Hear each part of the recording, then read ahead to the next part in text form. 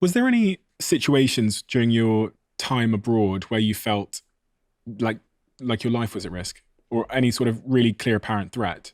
Yes, there's one specific moment which I'm actively trying to get cleared by CIA to talk about, where I felt like with high confidence that I had fallen under the scrutiny of a local country's surveillance team. So I was in a foreign country. I believed I fell under their surveillance apparatus and they were actively surveilling me. And the country that I was in and the job that I was doing in that country made me believe that if I had a surveillance team on me, their goal would be to apprehend me at a certain point in the operation, at a point where they could get the most uh, propaganda and political leverage, et cetera, et cetera. So that occurrence happened in about 2011. And I'm trying to go through a process now to get that cleared by CIA.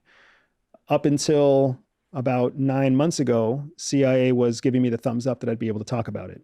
But then geopolitical tensions in the world changed, and CIA changed their mind along with that. So now I'm exploring what avenues I have to get them to adhere to their previous approval of letting me tell my story versus being forced to adhere to my continued secrecy agreement.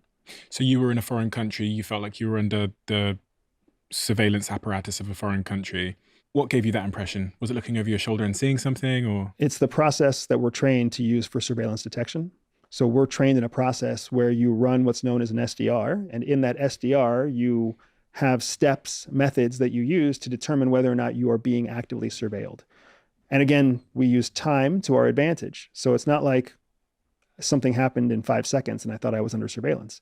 I intentionally carried out a series of steps over, say, 3 hours or 6 hours. And over that period of time, I had enough information, enough data points to confirm with high confidence that I would be under surveillance. SDR? Surveillance detection route. Okay. And that could be like a car following you, or it could be A person following you, or a drone following you, or your phone being acting in a certain way to make you believe that you're being digitally or cyber surveilled.